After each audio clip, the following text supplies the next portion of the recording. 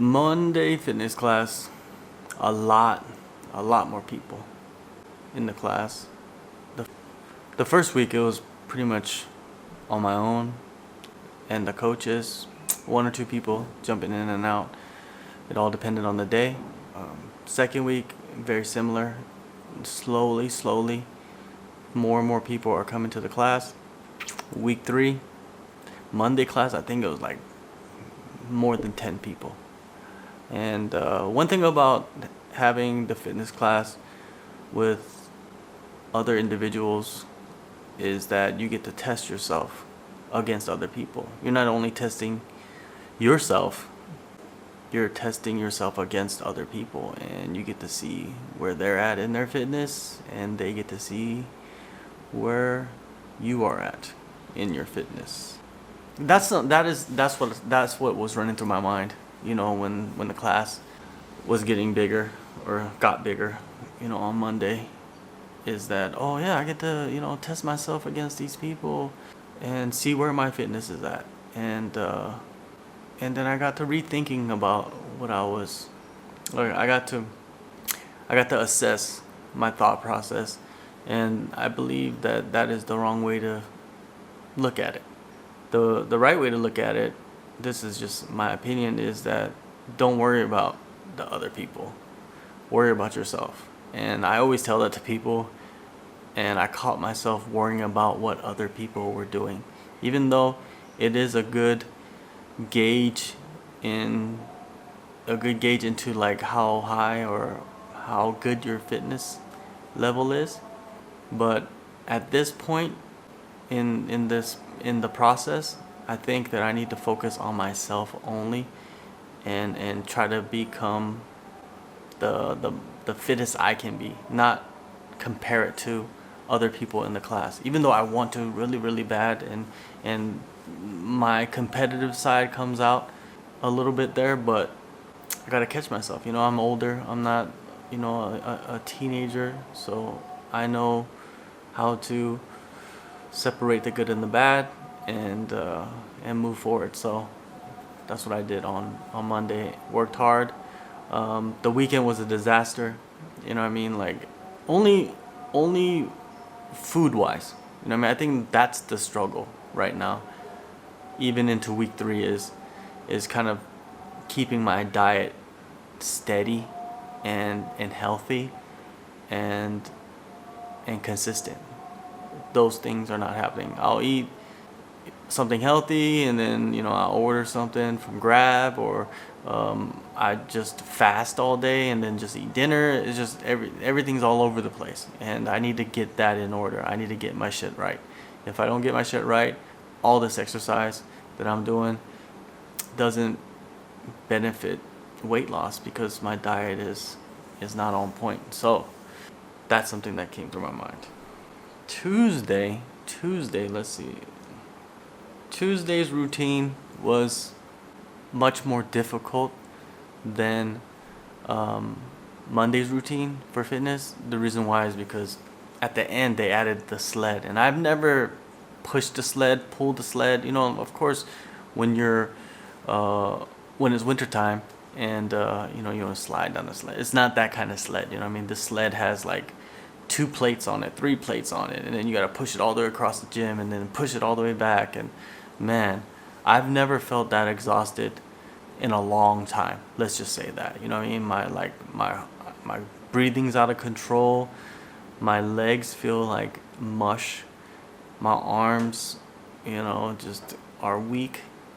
But I pushed myself, and the coaches pushed me to finish every single sled ride or sled push.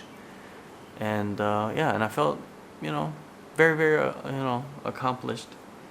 I think that's important too, is to feel proud of yourself in what you're doing.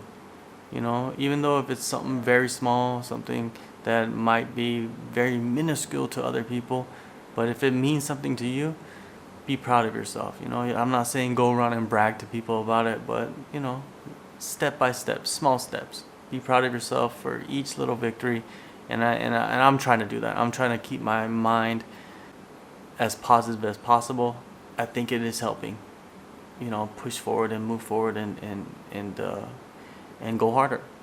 Tuesday night was my first no-gi class. No-gi fundamentals. We got Alex Shield and Josh Hinger, both black belts, and incredible instructors, very detailed, and I really enjoyed their class. There was so many people in the class, you know what I mean, and they break it down every step of the way.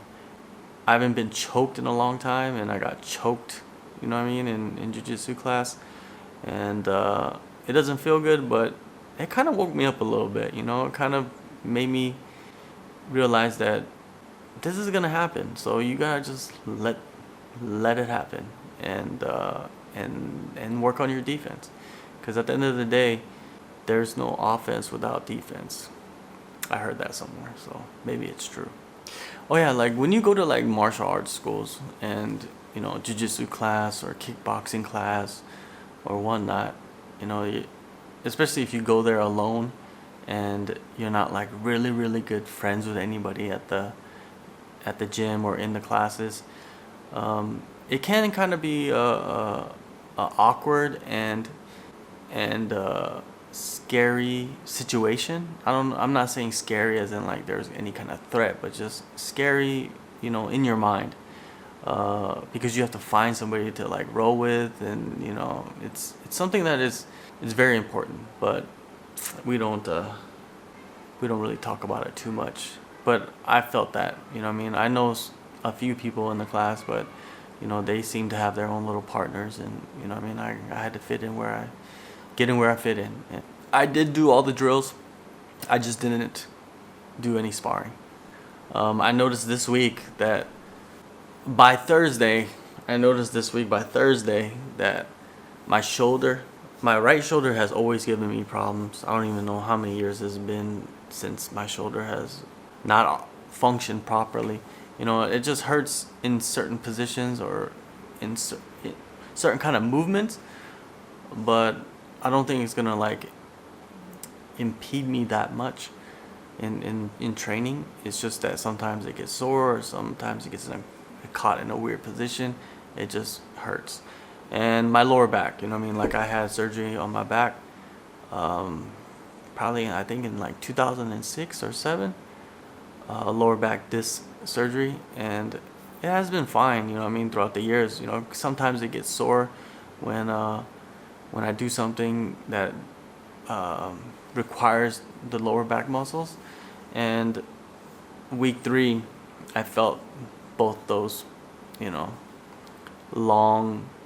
long-term injuries, so to say, and I try to take it a little bit easier and not blast off, not try to burst in anything I do. Is just trying to nurse that so it doesn't get too crazy, doesn't get too inflamed, and hopefully it doesn't cause any more problems moving forward.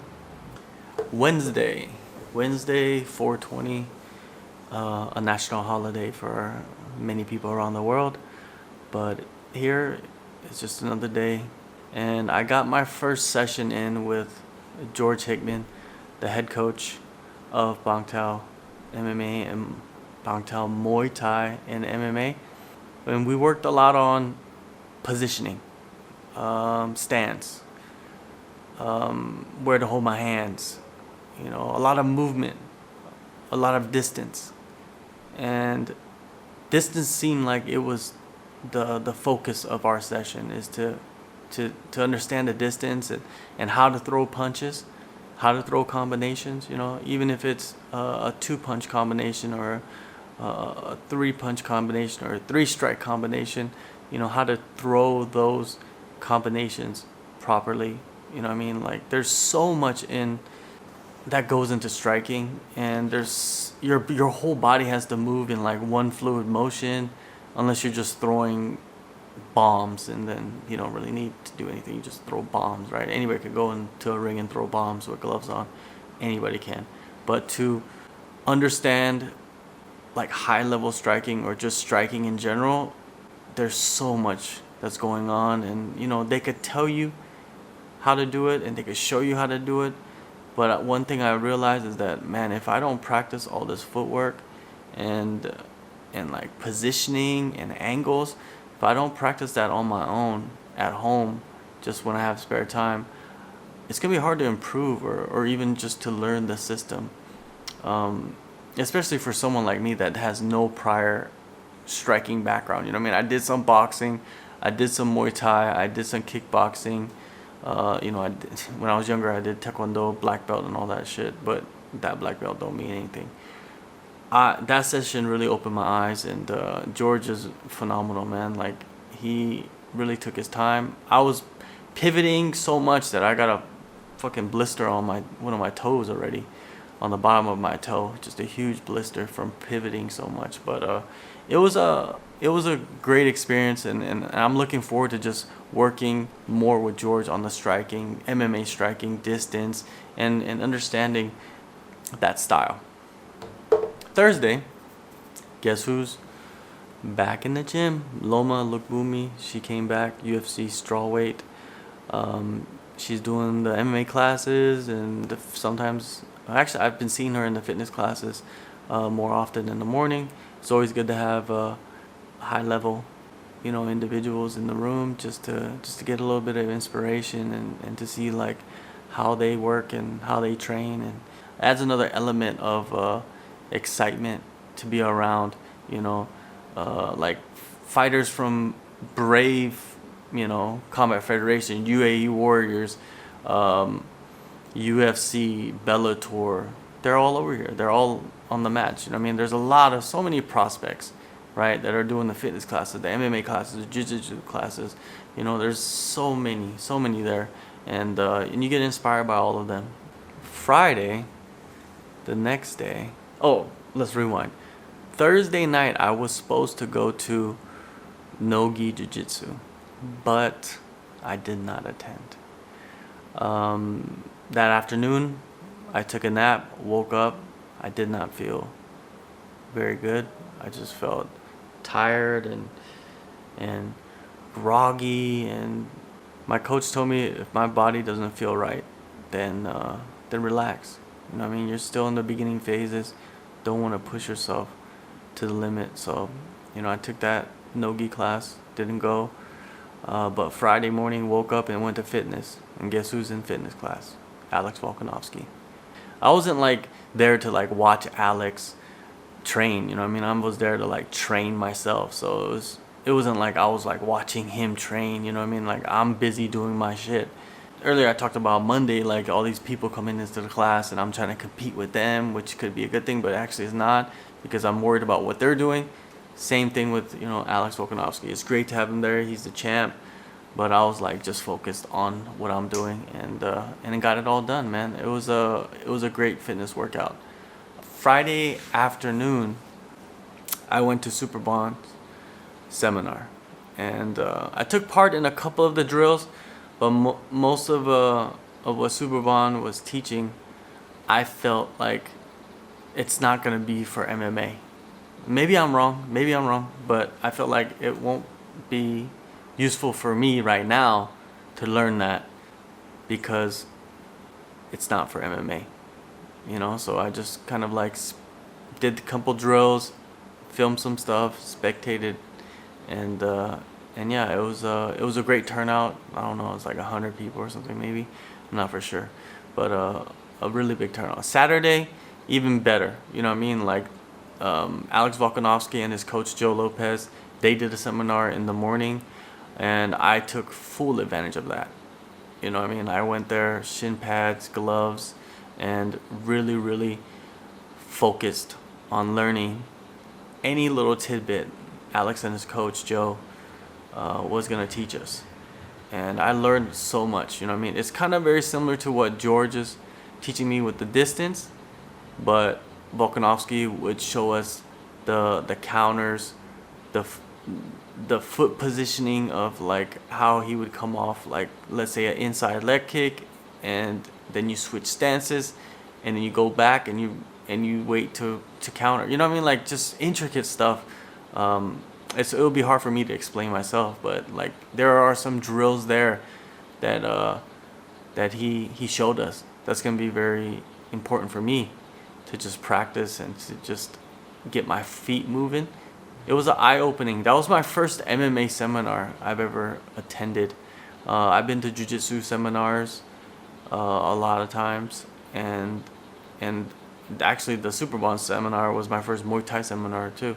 But yeah, the Alex Volkanovski, Joe Lopez seminar was pretty good. Got to drill a lot, and even Alex came over, and even Joe Lopez. They were showing me, like, you know, this. They were making the corrections, and it was fun, man. I really enjoyed it. You know, like, I've never like gotten this deep into like MMA training to where I was going to seminars and stuff, but it's fun. It was pretty good. So moving forward, you know, to the next week, I hope that my shoulder doesn't give me any problems in my lower back. And then I found out some good news. Nikki, she is the one that, you know, if you watch my first video, she's the one who that did all the blood work, and she's kind of, you know, educating me on what exactly all the blood work means and what type of vitamins or minerals or whatever that I'm lacking. And she said that her company will sponsor, you know, me and provide these nutrients, these vitamins and supplements, so I can, you know, recover, so I can perform at the best I can. So we'll see what happens with the vitamins. I gotta go get some protein powder next week as well, on the other side of the island, making a trip over there a couple times. And yeah, I feel really good. I feel like, you know, everything's going fine. You know, the training is going good, and I'm starting to get into the flow of things. Now it's just getting into the gym to do more of the MMA training. And I'll see you guys after week 4. We did just really basic punches, you know, 1-2, 1-2-3. But I think the most important thing that he learns is, you know, controlling MMA distance, as well as, you know, using feints and things, and then applying it and putting it all together. I mean, it'll be completely different once we start adding in takedowns and, you know, everything else, and kicks. We did a little bit of kicking today, but I was actually surprised when he threw a 1-2. But I'm trying to, you know, from the start, make him, you know, be able to bridge into the 1-2 and controlling the MMA distance, and the first session. You know, just using the feints and controlling the distance. And it's not easy to, you know, it's one thing standing in front of someone with the pads or mitts doing a 1-2-3, but it's another thing actually using a feint and then bridging to get to the pads to hit them. I think the thing that he has to work on most is probably just staying relaxed and breathing. And I don't expect, you know, this is the first time that he's probably hit pads or done any striking in years. But I was genuinely surprised and impressed with, you know, with his punching, at how technical it was for only being, you know, a beginner.